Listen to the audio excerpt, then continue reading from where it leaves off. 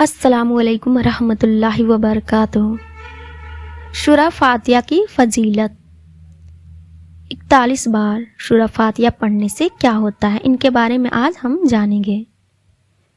سورہ فاتحہ کو اگر آپ روزانہ کم سے کم 41 مرتبہ پڑھنے کا معمول بنا لیں تو آپ کے لیے بہت ہی بہترین وظیفوں میں سے ہے۔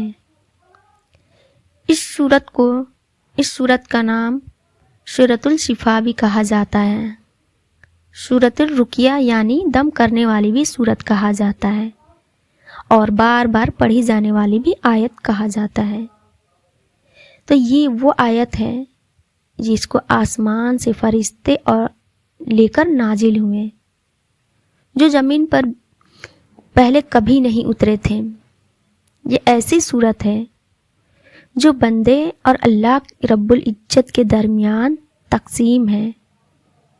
انسان جب سورہ فاتحہ پڑھتا ہے تو اللہ کا حمد بیان کرتا ہے، بزرگی بیان کرتا ہے، اور اللہ تعالیٰ جواب دیتا ہے کہ بندے نے میری حمد بیان کی ہے، میرے اور میرے بندے کے درمیان وہ جو ہم سے مانگے گا اسے عطا کیا جائے گا۔ تو انسان جو مانگتا ہے اللہ اس کو عطا کرتا ہے۔ آئیے سورہ فاتحہ کی کچھ فضائل میں سے ایک فضائل جانتے ہیں۔ حدیث میں حضرت ابو سعید خدری رضی اللہ تعالیٰ عنہ فرماتے ہیں، رسول اللہ صلی اللہ علیہ وسلم نے فرمایا کہ اس ذات کی قسم جس کے ہاتھ میں میری جان ہے، سورۃ الفاتحہ جیسی سورت نہ تو توریت میں نازل کی گئی اور نہ ہی انجیل میں نازل کی گئی اور نہ ہی زبور میں نازل کی گئی۔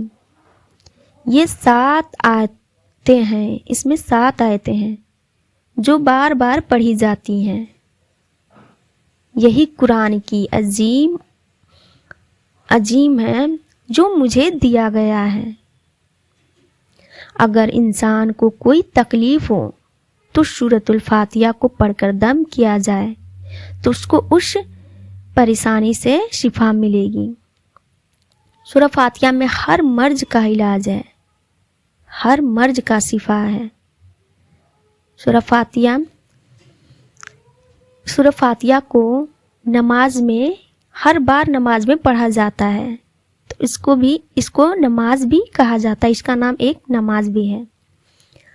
حدیث میں حضور علیہ الصلوۃ والسلام کا ارشاد ہے کہ قرآن کی تمام سورتوں میں سب سے عظیم شان والی سورت ہے تو وہ سورت ہے سورہ فاتحہ۔ ایک حدیث میں حضور علیہ الصلوۃ والسلام کا ارشاد ہے کہ اللہ تعالیٰ نے فرمایا کہ نماز یعنی سورہ فاتحہ کا جو ایک نام ہے وہ ہے نماز، کیونکہ نماز میں ہر رکوع سے پہلے جب بھی ہم نماز شروع کرنے جاتے ہیں تو ہر بار اس کو ہم پڑھتے ہیں، تو اس لیے اس کا ایک نام جو ہے وہ نماز ہے۔ سورہ فاتحہ میرے اور میرے بندے کے درمیان 2 حصوں میں تقسیم کی گئی ہے، یہ اللہ تعالیٰ نے ارشاد فرمایا ہے، اور نصف میرے لیے، نصف کسے کہا جاتا ہے؟ نصف آدھے کو کہا جاتا ہے، تو نصف میرے لیے اور نصف میرے بندے کے لیے، اور جو کچھ میرا بندہ مانگتا ہے وہ اس کو عطا کیا جائے گا۔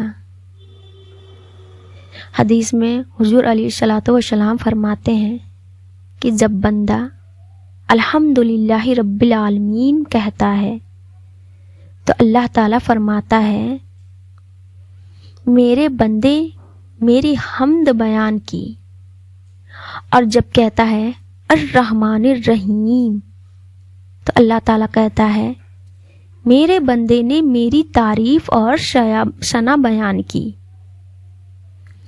تو اللہ تعالیٰ اس کے پڑھنے کی بہت ساری فضائلیں ہیں۔ اسی طرح سورہ فاتحہ کا نام سورہ فاتحہ تو ہے ہی، اسے شروع کرنا بھی کہا جاتا ہے، کیونکہ قرآن مجید جو شروع ہوتا ہے وہ سورہ فاتحہ سے ہی شروع ہوتا ہے۔ اس کا نام ام الکتاب بھی ہے، اسے خلاصۃ القرآن بھی کہا جاتا ہے۔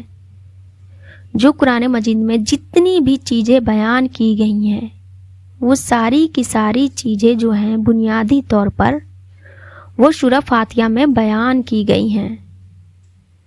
حضرت ابو سعید خدری رضی اللہ تعالی عنہ سے مروی ہے کہ آپ صلی اللہ علیہ وسلم نے ان سے فرمایا کہ میں تم کو مسجد سے باہر نکلتے وقت قرآن کی سب سے عظیم سورت سکھاؤں گا۔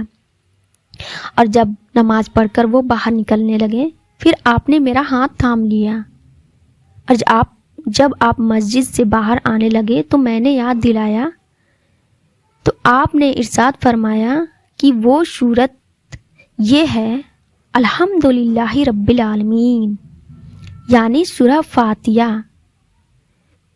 سورہ فاتحہ کو انہوں نے بہت ہی عظیم و شان والے سورت بتایا ہے۔ تو یہ کچھ حدیث جو میں نے آپ لوگوں کے سامنے بیان کی سورہ فاتحہ کی فضیلت میں، تو یہ بڑی عظیم و شان سورت ہے۔ اگر کوئی مریض ہے تو اس پر دم کر کے، پانی پر دم کر کے اسے پلا دیا جائے تو انشاءاللہ اس سے اس تکلیف سے شفا ملے گی۔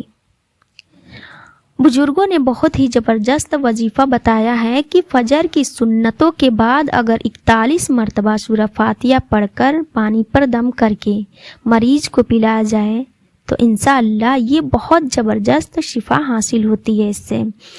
اگر آپ ڈپریشن میں ہے یا کوئی تکلیف ہے تو آپ اس سورۃ الفاتحہ کو پڑھ کے اپنے اوپر دم کریں، انشاءاللہ بہت ہی جلدی اس سے تکلیف سے آپ کو شفا ملے گی۔ تو یہ کچھ فضائل تھی سورہ فاتحہ کے جو میں نے آپ سے بیان کی۔